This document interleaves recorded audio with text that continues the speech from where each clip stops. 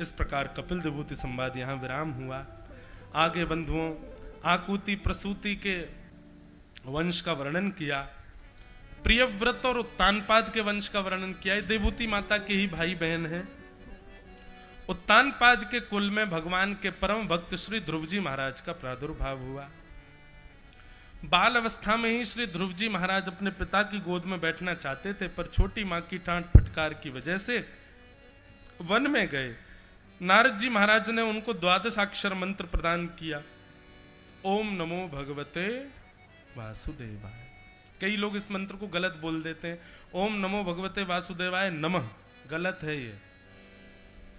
12 अक्षर होने चाहिए, केवल 12 अक्षर। ओम नमो भगवते वासुदेवाय, ये पूर्ण मंत्र है, इसका जितना हो सके जप करना चाहिए। अब एक बंधुओं कई जगह विषय आ जाता है कि क्या जप उच्चारण नहीं करना चाहिए, गोपनीय करना चाहिए। देखो सदैव एक बात याद रखो, मंत्रों को जितना हो सके गोपनीय जपो, भगवान का नाम जितना हो सके उसका उच्चारण करो। जैसे श्री राधा, श्री कृष्ण, श्री राम, ये नाम है भगवान के। नाम भगवान का तो उच्चारण आप खुल करके कर सकते हो, नाचते हुए करो, उछलते हुए करो, जोर जोर से करो, पर मंत्र में अवस्थित जो है प्रयास करो कि उसको गोपनीय करो, उसको अपने चित्त में करो। नाम उच्चारण समाज से करवाने के लिए होता है, वातावरण शुद्धि के लिए होता है, और मंत्र उच्चारण अंतरंग पवित्रता के लिए होता है। इसलिए गायत्री मंत्र हो गया, आदि आदि मंत्र हो गए, कोई इनमें अपराध नहीं, जोर से बोल दो, पर शास्त्र आज्ञा है कि इनको मानसिक भाव से ही करो, अंतरंग ही करो। आज के बाद नाम जप जोर से कीजिए, पर भगवत मंत्र और गुरु मंत्रों का जाप मन में कीजिए, मानसिक कीजिए। ओम नमो भगवते वासुदेवाय, यह 12 अक्षर मंत्र दिया गया। ध्रुव जी महाराज ने 5 महीने तक इस मंत्र का जप किया। तिरात्रांते तिरात्रांते कपित्थ बदरासन, पहले महीने ध्रुव जी महाराज 3 रात्रि तक कुछ नहीं खाते, 3 रात्रि बाद कपित्थ फल खा के भजन करते। दूसरे महीने ध्रुव जी महाराज 6 दिन तक कुछ नहीं खाते, 6 दिन बाद पत्ते खा करके भजन करते। तीसरे महीने ध्रुव जी महाराज 9 दिन तक कुछ नहीं खाते, 9 दिन बाद केवल जल पी करके भजन करते। चौथे महीने ध्रुव जी महाराज 12 दिन तक कुछ नहीं खाते और केवल श्वास लेकर के भजन करते।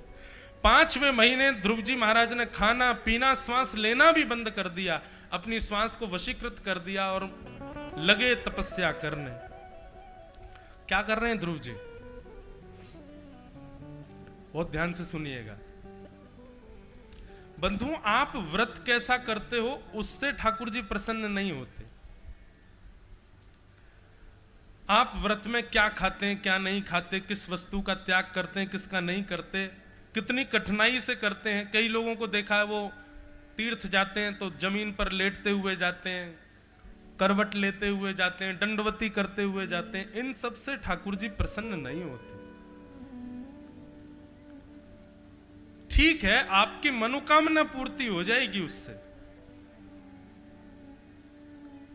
पर भगवत प्रीति का यदि भाव है तो इन सब क्रियाओं से ठाकुर जी ज्यादा प्रसन्न नहीं होते।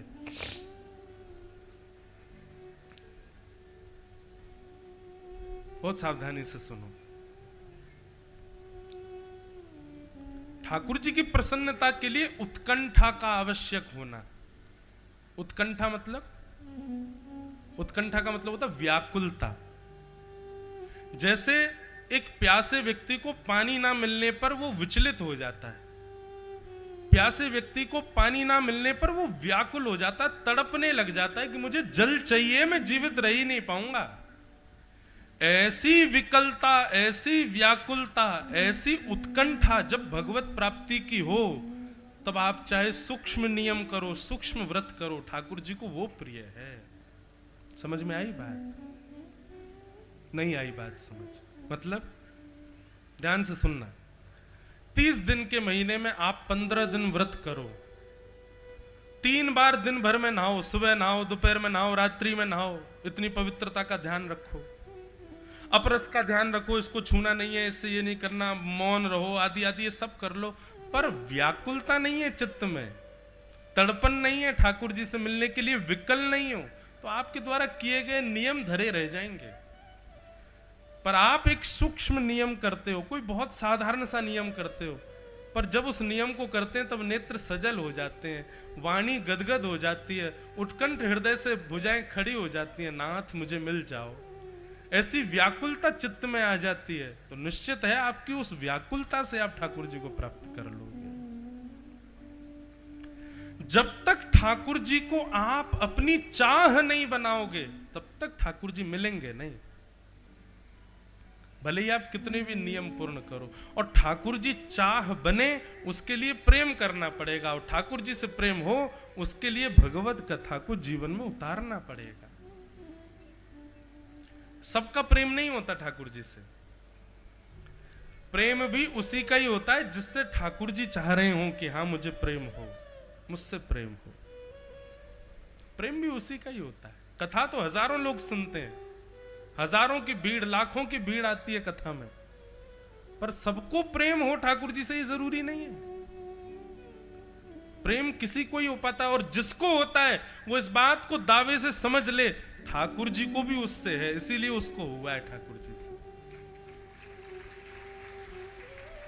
मैं एक बात कहा करता हूं, संसार में यदि आप किसी से प्रेम करते हो तो आपको लैला मजनू कह दिया जाता है, और ठाकुर जी से यदि आप प्रेम करते हो तो आपको पागल की उपमा दे दी जाती है। पागल है, भगवान को लिए घूमते रहते हैं, पागल है, भगवान से प्रेम करते हैं। लेकिन वास्तविकता यही है बंधुओं, संसार में तो प्रेम हो ही नहीं सकता। प्रीति के अधिकारी तो केवल और केवल श्री कृष्ण, प्रेम के अधिकारी तो केवल ठाकुर जी।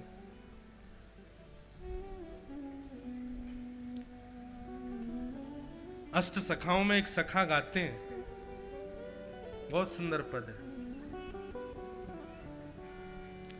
प्रीत ही सौंपई है प्रीतम, प्रीत ही सौंपई है, यद्यपि रूप गुण शील सुधरता, यद्यपि रूप गुण शील सुधरता, इन बातन नार झई है प्रीतम, प्रीत ही सौंपई है। अष्ट सखा कहते हैं यद्यपि रूप गुणशील सुधरता, इन बातन ना रिझई हैं। आप यदि सोचो कि मैं अपने रूप से, अपने गुण से, अपनी शीलता से, अपने स्वभाव से ठाकुर जी को रिझा लूं, इससे नहीं रिझेंगे वो। प्रीतम तो प्रीत ही सौंपई है, तो केवल प्रेम से ही मिलेंगे, प्रीत से ही मिलेंगे। और जिसमें प्रेम होगा उसमें व्याकुलता तो होगी, उसमें विकलता तो होगी, वो तड़पता तो होगा ठाकुर जी से मिलने के लिए। ध्रुव जी को 4 महीने में भगवान मिल गए, इसलिए नहीं कि वो एक राजा के बेटे हैं, इसलिए नहीं कि वो छोटी अवस्था में, इसलिए नहीं कि उन्होंने तप किया है, इसलिए क्योंकि वो तड़प रहे हैं ठाकुर जी से मिलने के लिए। एक प्रेमी, बहुत ध्यान से सुनना, अपनी प्रियतमा को रिझाने के लिए भोजन छोड़ देता है, फिर उसके आसपास के प्रियतमा से बोलते हैं वो खा नहीं रहा है, वो कुछ पी नहीं रहा है, भैया तुम उससे मिल लो आकर के। तब भी वो नहीं मिलती तो प्रियतम और तगड़ा वाला फिर त्याग करता है। क्या नहाता नहीं बेचारा, नहा नहीं रहा, धो नहीं रहा, पागलों जैसा हो गया, आंखें काली पड़ गई, रात भर पड़ा है बिस्तर पर। फिर उसके आसपास के जाके बताते हैं उसकी हालत ऐसी हो गई है, तब भी नहीं मिलती, बेचारा नस काट लेता है अपनी, बोले अब तो तुझे मिलना पड़ेगा। संसार के प्रेमियों के लक्षण है। जब तक ऐसी प्रीति ठाकुर जी से नहीं होगी, ठाकुर जी भी नहीं मिलेंगे। ठाकुर जी को पता तो चले तुम व्याकुल कितने हो उनके लिए विकल कितने हो। संसार का प्रेम कैसा बंधु, इतने व्याकुल हुए भी जिसके लिए, वो मिल भी गया जीवन में, कुछ दिन बाद वही नीरस लगने लग जाता है। पर ठाकुर जी के प्रेम में यही तो खास बात है कि ठाकुर जी यदि मिल गए तो कभी नीरस नहीं लगेंगे, सदा प्रेम बढ़ेगा, सदा वो और प्रिय लगेंगे और प्यारे लगेंगे। तो श्री ध्रुव जी महाराज ने अन्न छोड़ दिया, जल छोड़ दिया, वायु छोड़ दी, सबका त्याग कर दिया, व्याकुल हैं ठाकुर जी मिलो। इतने में ही भगवान गरुड़ पर विराजमान होकर के ध्रुव जी के सामने आकर के प्रकट हो गए। ध्रुव जी महाराज नेत्र खोल करके देखे ही नहीं रहे, हाथ जोड़ करके खड़े हैं। ठाकुर जी ने जैसे ही चुटकी बजाई, ध्रुव जी के चित्त में जो स्वरूप था वो अंतर ध्यान हो गया। व्याकुल हृदय से ध्रुव जी ने जैसे ही नेत्र खोल करके हाँ नाथ कह करके पुकारा, तभी देखते हैं गरुड़ के ऊपर शंख चक्र गदा पद्मधारी नीलांबर श्याम सुंदर श्री द्वारिकाधीश जगत नियंता जगदाधार सामने खड़े। बोलो भक्त वत्सल भगवान की। ध्रुव जी महाराज के सामने ठाकुर जी आकर के खड़े हो गए। ध्रुव जी ने ठाकुर जी की स्तुति गाई, बड़ी मधुर स्तुति। ध्रुव जी कहते हैं भगवान हे नाथ, योऽन्तः प्रविश्य मम वाचमिमां प्रसुप्तां संजीवयत्यखिल शक्तिधर स्वधाम्ना अन्यांश हस्तचरण श्रवणत्वगादि प्राणान् नमो भगवते पुरुषाय तुभ्यम्। हे नाथ, बहुत ध्यान से सुनिए। विषय तो ऐसे हैं श्रीमद् भागवत के कि एक एक विषय पर खूब देर बोला जाए, खूब देर तक उसका व्याख्यान किया जाए, तब जाकर के वो विषय आपको समझ आएगा। पर सूक्ष्म समय में हम जितना हो सके करेंगे। ध्रुव जी कहते हैं नाथ, व्यक्ति को, आपको, हर मानव को आपके लिए हर अंग से प्रणाम करना चाहिए। क्यों? बोले हमको कोई व्यक्ति जरूरत पड़ने पर यदि हमारी सहायता करते तो हम उसकी कितने धन्यवाद करते हैं। मुझे 2-2.5 लाख रुपए की जरूरत थी, आपसे मांगा, आपने दे दिए, तो मैं आपको बार बार धन्यवाद कह रहा हूं। बोले लेकिन ठाकुर जी संसार को देखने के लिए आंख आपने दी, कान सुनने के लिए दिए, हाथ कर्म करने के लिए दिए, पैर चलने के लिए दिए, सोचने के लिए बुद्धि दी, हर क्रिया करने की वस्तु आपने प्रदान की। इसलिए मानव को चाहिए अपने हर इंद्रिय से, हर वस्तु से आपका ध्यान किया करे। केवल दर्शन कर ले नेत्रों से और सोचे कि मैं दर्शन कर तो आया, नहीं, कान भी तो दिए, इन कानों से कथा भी सुन, जीभ भी तो दी ठाकुर जी ने, इससे कीर्तन भी गा, हाथ भी तो दिए, इससे करताल भी कर, पैर भी तो दिए, इससे परिक्रमा भी करो, मन भी तो दिया, इससे चिंतन भी करो, बुद्धि भी तो ठाकुर जी ने दी है, इससे उनका स्मरण भी तो करो। व्यक्ति को चाहिए अपनी हर इंद्रिय से आपको धन्यवाद कहना चाहिए भक्ति के स्वरूप में। यदि एक भी इंद्रिय से, श्री डोंगरे जी महाराज अपनी कथाओं में कहा करते थे, यदि कोई भी व्यक्ति अपनी एक इंद्रिय को भी ठाकुर जी की सेवा से वंचित रखेगा, निश्चित मान लीजिए उसी इंद्रिय से वो पाप करने लग जाएगा। इसलिए किसी भी भाव से ठाकुर जी से अलग नहीं रहना है। नेत्रों से देखो, कानों से सुनो, जिह्वा से गाओ, हाथ से सेवा करो, चरणों से परिक्रमा करो, नृत्य करो, सर्वांगीण अंग से दंडवत प्रणाम करो, कोई भी अंग रह ना जाए।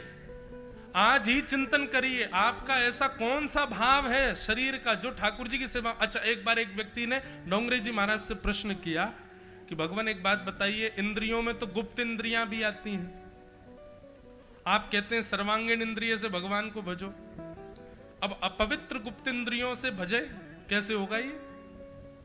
डोंगरे जी महाराज बहुत सुंदर बात कहते हैं। वे कहते हैं हम लोग नित्य सुबह उठ करके अपने घर के मंदिरों को स्वच्छ करते हैं। ऐसी भावना कर ली जाए स्नान से पूर्व कि मेरा तन भगवान का मंदिर है, इस तन के अंदर ठाकुर जी बैठे हैं और जहां ठाकुर जी बैठे हैं वहां शुद्धता पवित्रता हो। इस भाव से आप अपने गुप्त इंद्रियों से भी मलमूत्र आदि का परित्याग करके अपने तन को भीतर से पवित्र बनाने की भावना रखोगे तो यह भी उन इंद्रियों से भजन माना जाएगा। डोंगरे जी महाराज कहते हैं, हमारा कोई भी इंद्रिय ठाकुर जी से वंचित रह ही नहीं सकती, सबसे ठाकुर जी को भजो। आज ही लिस्ट बनाओ कौन कौन सा अंग, कौन कौन सी इंद्रिय ठाकुर जी की सेवा में नहीं जा रही है। कान से सुन तो रहे, दर्शन नहीं हो रहे, नासिका से सुगंधी नहीं ले रहे, जिह्वा से प्रसाद नहीं पा रहे, हाथों से करताल नहीं बजा रहे, सेवा नहीं कर रहे, पैरों से प्रदक्षिणा नहीं कर रहे, नृत्य नहीं कर रहे। जो नहीं कर रहे कल से प्रारंभ करो वो करना। ध्रुव जी महाराज कहते हैं सर्वांगीण अर्पित करके आपको भजन करना चाहिए नाथ, सब कुछ आपने दिया है। इस प्रकार ध्रुव जी महाराज ने स्तुति गाते हुए अपनी स्तुति के अंत में कहते हैं, भक्ति मुहु प्रवहताम त्वयि में प्रसंगो भूयादनन्तमहताम अमलाशयानाम येनांज सौल्वणमुरुव्यसनं भवाब्धिं निश्चय भवद् गुण कथामृतपानमत्तः। ध्रुव जी कहते हैं, हे नाथ, मैं आपसे कुछ मांगना चाहता हूं। भगवान बोले मांगो। ठाकुर जी एक व्यसन मेरे जीवन में डाल दीजिए, एक एडिक्शन मेरे जीवन में डाल दीजिए, एक व्यसन का मैं व्यसनी हो जाऊं, कृपा करके ऐसा अनुग्रह मुझ पर कर दीजिए। अच्छा, यहां पर लोग प्रश्न करते हैं कि ध्रुव जी महाराज ने व्यसन शब्द का प्रयोग क्यों किया। बंधुओं, एक बार को भोजन का समय हो रहा हो और आपसे कहा जाए भोजन कर लो, लेकिन आप किसी कार्य में तो भोजन को नहीं करोगे। एक बार को आपको सोने को कह दिया जाए, सोने का समय, तो आप सोओगे नहीं। एक बार को अन्य अन्य क्रियाओं के लिए कह दिया जाए, आप उसका त्याग कर दोगे। लेकिन व्यसनी व्यक्ति के सामने नाम भर ले दो उसके व्यसन का, वो सब चीजें छोड़ के उस व्यसन को करने जाता है। व्यसन का मतलब ही यही होता है कि उसके लिए आप 100 करोड़ काम छोड़ देते हो, वो करते जरूर हो। व्यसनी व्यक्ति कथा में आ जाते हैं, बैठ नहीं पाते वो ज्यादा देर। क्यों? उनकी जेब में रखी हुई व्यसन उनको बार बार छेड़ती रहती, चलो 2 चुस्की ले आओ बाहर चल के, जल्दी चलो, अरे तुम कैसे बैठे हो, यहां रहा नहीं जा रहा तुमसे। और व्यसन दुनिया भर के होते हैं, जरूरी थोड़ी तंबाकू को ही ले हम, बहुत सारे व्यसन होते हैं। किसी को कोई और व्यसन भी होता है, सब व्यसन ही होते हैं। कोई नेत्रों से व्यसन करता है, किसी को कानों का व्यसन है, किसी को जीव का व्यसन है, किसी को सुगंधी का व्यसन है, किसी को स्पर्श का व्यसन है, किसी को कानों का व्यसन है, किसी को जीव का व्यसन है, किसी को सुगंधी का व्यसन है, किसी को स्पर्श का व्यसन है। अपने व्यसन से कोई मुक्त रह नहीं पाता। इसलिए ध्रुव जी महाराज कह रहे हैं, नाथ, जिस प्रकार व्यसनी व्यक्ति को मैं बहुत ऊंचा मानता हूं, क्यों, वो लाख काम छोड़ता है व्यसन करने के लिए, ऐसे मुझे भी आपकी भक्ति का व्यसन लग जाए, मैं करोड़ काम छोड़ के आपको भजा करूं, मुझे व्यसन लगा दो। मैं कल भी कहा, आज भी कहूंगा, भक्तों के प्रस्तुतिकरण पर ध्यान दिया करो। वो बोलते क्या है, वो शब्द का प्रयोग क्या करते हैं। मुझे आपकी कथा का व्यसन हो जाए नाथ, ऐसी कृपा मुझ पर कर दो। ठाकुर जी हंस गए, वाह ध्रुव, व्यसन मांगा लेकिन कथा का मांगा। जाओ, मैं तुम पर अनुग्रह करता हूं, 36,000 वर्ष के लिए राजा बन जाओ। ध्रुव जी बोले, ये तो आपने मुझे श्राप दे दिया। 36,000 वर्ष के लिए राजा क्यों बना रहे नाथ, आपके दर्शन के बाद पृथ्वी पर रहने की इच्छा नहीं है। भगवान ने ध्रुव जी से कहा कि ध्रुव, तुम्हारी प्रथम इच्छा तो यही थी ना कि तुमको अपने पिता की गद्दी पर बैठना है। अगर मेरा कोई प्रिय भक्त गलती से भी संसार की वस्तु के प्रति आसक्त हो जाता है, तो मैं उस वस्तु को इतनी मात्रा में दे दूंगा कि वो व्यक्ति भोगता भोगता पागल हो जाएगा। उस व्यसन से ही उसके मन में द्वेष आ जाएगा कि अरे ये क्यों आ गया। अति में यदि सुख भी मिल गया ना, हम उससे भी दुखी हो जाएंगे। किसी को रसगुल्ला बहुत अच्छा लगता है, बहुत ही प्रिय लगता है, महाराज रसगुल्ला के बिना रहता ना हो, ऐसे व्यक्ति को रसगुल्ला के स्विमिंग पूल में डाल दो, बोले ले 24 घंटा खाता रहे, क्या होगा, पागल हो जाएगा। संसार में आप किसी भी वस्तु को ले लीजिए जो आपको अति प्रिय हो, यदि वो अपनी मात्रा से ज्यादा आपको मिल गई तो आप उससे परेशान हो जाओगे। इसीलिए गलती से भी एक बार वैष्णव यदि हो गए हो तो ठाकुर जी से कभी संसार की कोई वस्तु मत मांगना, नहीं तो ठाकुर जी क्रोध में आकर के वो इतनी मात्रा में दे देंगे कि आप उसको भोगते भोगते पागल हो जाओगे। फिर ठाकुर जी से उल्टी प्रार्थना करोगे, इसको मुझसे छीन लो, मैं इसके संग रह नहीं पा रहा। आत्मदेव जी ने पुत्र मांगा और रोते रहे, आत्महत्या तक पे आ गए, बोले पुत्र दो नहीं तो आत्महत्या कर लूंगा। ऐसा पुत्र दिया ठाकुर जी ने कि बाद में रोने लगे, पुत्र मुझसे छीन लो, इससे बढ़िया तो मैं बिना पुत्र का ही था। इसलिए कहीं ठाकुर जी से कोई ऐसी वस्तु मत मांग लेना। कहीं ठाकुर जी देने के मन पे आ गए तो वो इतनी दे देंगे। एक बात बताएं, हम कथा में एक बात कहा करते हैं, हमारे ठाकुर जी पढ़े लिखे नहीं है। हमारे वृंदावन के लाला जो है ना, वो विद्यालय तो गए नहीं, उनको गणित नहीं आती, उनको मैथ्स नहीं आती, उन पे केवल एक ही गणित आती है, क्या? सबरा दे दो और सबरा ले लो। ये थोड़ा देने पे थोड़ा लिए, ये ठाकुर जी को आता ही नहीं है। बोले सारा दो और हमसे सारा लो। आप सोचते हैं कि कुछ पति को दें, कुछ बच्चों को दें, कुछ परिवार को दें, बचा कुचा ठाकुर जी को दें। ठाकुर जी कह रहे हैं बचा कुचा वाला हमसे गणित नहीं आती कि भाई हम आंकलन लगाएं, इसने इतना दिया, इसको इतना देना है। सबरा दो सबरा लो। अगर आपने संसार मांगा तो ठाकुर जी सारा ही देंगे, थोड़ा बहुत नहीं देंगे। रावण को दिया, ऐसा दिया, ऐसा दिया, ऐसा दिया कि रावण खुद इतने वर्षों में अपनी पूरी लंका नहीं भोग पाया, इतना दिया। तो कहीं संसार मत मांग लेना ठाकुर जी से, क्योंकि ठाकुर जी पे एक ही आता है, बस सबरा दो सबरा ले लो। इसके अलावा कोई गणित नहीं आती उनको। ध्रुव जी महाराज ने एक इच्छा प्रकट की थी कि अपने पिता की गद्दी पर बैठना। ठाकुर जी ने 36,000 वर्ष के लिए राजा बना दिया। अब ध्रुव जी रो रहे हैं, बोले भगवान ये क्या कर दिया? भगवान बोले जाओ भोगो।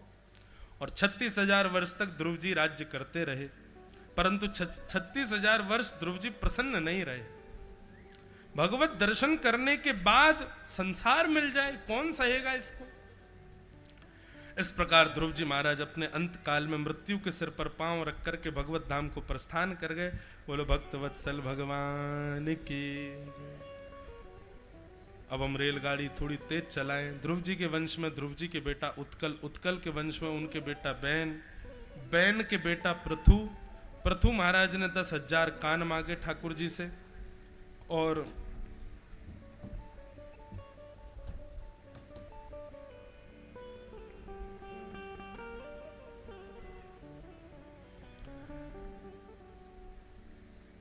आगे फिर पुरंजनोपाख्यान, भरत, रहुगण संवाद आदि, भूगोल खगोल का वर्णन, नरकों का वर्णन आदि सब बताया गया।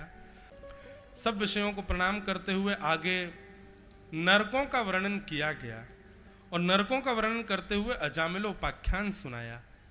अजामिलोपाख्यान सुनाने के पश्चात देवासुर संग्राम और उसी बीच एक भगवान के परम भक्त श्री वृत्रासुर का प्रादुर्भाव का वर्णन किया गया। वृत्रासुर एक असुर थे, पर उन्होंने ऐसी ठाकुर जी की स्तुति की कि भगवान उनसे प्रसन्न हो गए। वृत्रासुर की तीन श्लोक हैं।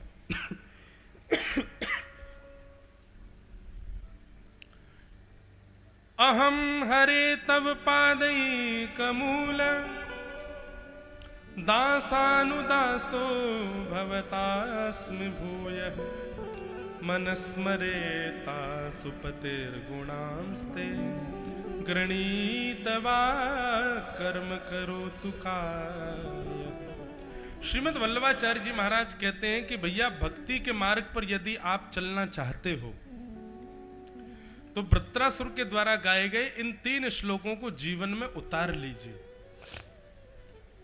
वृत्रासुर जो भाव कहते हैं वो अद्भुत है। ठाकुर जी से क्या कह रहे हैं? हम जल्दी से ये भाव कह लें। ठाकुर जी से क्या कह रहे हैं? हम जल्दी से ये भाव कह लें। वृत्रासुर कहते हैं नाथ मुझे आपके चरणों का दास नहीं बनना। ठाकुर जी बोले तो फिर कहां का दास बनना है? बोले दासानुदासो भवतास्म भूय। आपके चरणों के जो दास हैं, उन दासों के चरणों के जो दास हैं, उन दासों के चरणों के जो दास हैं, उनका मुझे दास बना दो। कृपा करके ऐसी मुझ पर अनुग्रह कर दो। मुझे सीधे आपके चरण नहीं चाहिए। दासानुदासो भवतास्म भूया। ठाकुर जी ने पूछा इसके पीछे लॉजिक क्या है वृत्रासुर तुम्हारा? तो वृत्रासुर बहुत अच्छा तर्क देते हैं। वृत्रासुर कहते हैं भगवान, आपका दास बनूंगा तो आपको ज्यादा प्रसन्नता नहीं होगी, पर दासों के दासों का दास बनूंगा तो आप बड़े प्रसन्न रहोगे। भगवान बोले कैसे? बोले जैसे पुत्र के जन्म होने पर पिता को प्रसन्नता होती है, पर पुत्र के जन्म होने पर पिता जब दादा बन जाता है तब और ज्यादा खुश होता है। लेकिन जब पुत्र के पुत्र का भी पुत्र जन्म लेता है, मतलब परपौत्र जन्म लेता है, तो शास्त्रों के अनुसार और हमारे यहाँ की भारत के रिचुअल्स के अनुसार दादाजी परदादाजी सोने की सिद्धि चढ़ जाते हैं। अगर उनमें ताकत बची हो तो नाचने लग जाते हैं, बोले हम पर दादा बन गए। और बहुत कम ऐसा देखने को मिलेगा कि पर दादा, मतलब पुत्र के पुत्र के पुत्र के भी पुत्र हो गए। ऐसे दादा को तो सब सौभाग्यशाली कहते हैं। वो दादा भी सदा प्रसन्न रहता है। मैंने 4-4 पीढ़ियां अपने आगे देख ली। इसी अनुसार ठाकुर जी, मुझे लगता है जब आपका कोई भक्त बनता है तो आप खुश होते हो, पर आपके भक्त का कोई भक्त होता है तो आप प्रसन्न होते हो, पर जब आपके भक्तों का कोई भक्त बनता है तो आप प्रसन्नता से नाचने लग जाते हो। नाथ, मुझे आपको प्रसन्न नहीं, मुझे आपको अति प्रसन्न करना है, इसलिए मुझे आपका दास नहीं, दासानुदासो भवतास्म भूय। ठाकुर जी बड़े प्रसन्न हो गए। वाह वृत्रासुर, बात तो तुम सही कह रहे हो। इसलिए केवल गुरु प्राप्ति होने पर आप उसको सामान्यता मत समझा कीजिए कि हमारे जीवन में तो ये गुरुजन हैं बस। ऐसा नहीं, हमको ठाकुर जी चाहिए नहीं, उन्हीं में ही आप ठाकुर जी का अनुभव करो, उन्हीं के दास बनने में ही अपना सौभाग्य मानो। ठाकुर जी को उससे प्रसन्नता होती है। क्या पता उस दासत्व पर ही ठाकुर जी रीच करके मिल जाएं। तो ये वृत्रासुर का प्रथम भाव। दूसरा वृत्रासुर कहता है, न नाक पृष्ठम न च पारमेष्ठम न सार्वभौमम न रसाधिपत्यम न योग सिद्धे अपुनय भवम वा समंजसत्वा विरहय कांक्षे। मुझे आपसे कुछ नहीं चाहिए, केवल एक वस्तु चाहिए नाथ। क्या? कि मेरे जीवन में आपका विरह आ जाए, आपकी व्याकुलता आ जाए, आपकी विकलता आ जाए नाथ। मैं आपसे मिलने के लिए तड़पने लग जाऊं, जैसे जल बिन मछली, ऐसी मेरी स्थिति आप कर दो। क्योंकि व्याकुल रहने में ज्यादा आनंद आता है नाथ, आपके लिए रुदन करने में बहुत सुख मिलता है। बंधुओं, एक बात बताएं, जो व्यक्ति ठाकुर जी की स्मृति में रुदन करता है, कभी उससे पूछिएगा संसार का सबसे बड़ा सुख क्या है? तो ठाकुर जी की स्मृति में नेत्रों से जब आंसू निकलते हैं ना, उस समय ब्रह्म सुख भी फीका लगता है। इतना सुख मिलता है, इतना अच्छा लगता है, बस लगता है कोई छेड़े ना, थोड़ी देर रो लें हम ठाकुर जी को याद करके। पर सबकी स्थिति ऐसी नहीं बनती। वृत्रासुर कहता है, नाथ व्याकुलता का वरदान मुझे दे दीजिए। और एक बात और कहूं बंधुओं, ठाकुर जी जिससे बहुत प्रीति करते हैं ना, उसको व्याकुलता का वरदान देते ही हैं। उसको विकल रहने के लिए ठाकुर जी छोड़ते ही हैं कि वो विकल हो, व्याकुल हो।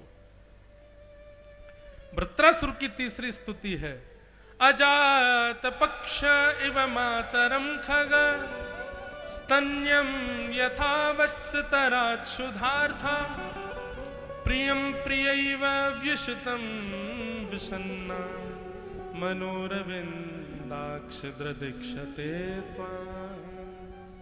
नाथ, जिस प्रकार एक बछड़ा अपनी मां के दूध पीने के लिए तड़पता है, जिस प्रकार एक अजात पक्षी अपनी मां के मुख से दाना खाने के लिए तड़पता है, जिस प्रकार एक प्रियतमा अपने प्रियतम से मिलने के लिए तड़पती है नाथ, ऐसी तड़पन मेरे अंदर आपके मिलने के लिए हो जाए, ऐसी कृपा मुझ पर कर दो। अद्भुत है वृत्रासुर की स्तुति, उसको हम प्रणाम मात्र करते हैं। उसको वंदन करते हैं। आगे भागवत में भगवान के परम भागवत श्री प्रहलाद जी का चरित्र आया। प्रहलाद जी के चरित्र में हम चलें, उससे पहले नाम संकीर्तन करते हुए सब लोग मेरे साथ गाओ। तेरी शरण में आके मैं धन्य हो गया, तेरी शरण में आके मैं धन्य हो गया, तुझको अपना बना के मैं धन्य हो गया, तुझको अपना बना के मैं धन्य हो गया। बंधुओं, मैं ये भाव सदैव भागवत जी के लिए गाता हूँ। कितने बड़े सौभाग्य है हमारा आपका कि हम इनकी शरण में हैं। ऐसे सुंदर सुंदर भाव सुनने को कहने को मिलते हैं, ये हमारा सौभाग्य नहीं? ये जन्मों की प्यास मिटाने के लिए हमारे जीवन में आई हैं। ऐसी भागवत जी को प्रणाम करते हुए सब लोग गाओ। ओ जन्मों की प्यास थी जो,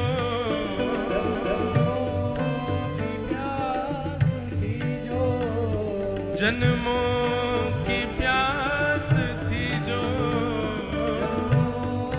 की प्यास थी जो संपन्न हो गया, तेरी शरण में आके मैं धन्य हो गया, तेरी शरण में आके मैं धन्य हो गया। ओ तेरी शरण में आके मैं धन्य हो गया, तेरी शरण में आके मैं धन्य हो गया। सब लोग गाओ। कितने मिले अमीर यहाँ, कितने गरीब हो, मिले अमीर यहाँ, कितने गरीब। हाँ, कितने मिले अमीर यहाँ, कितने गरीब हो, कितने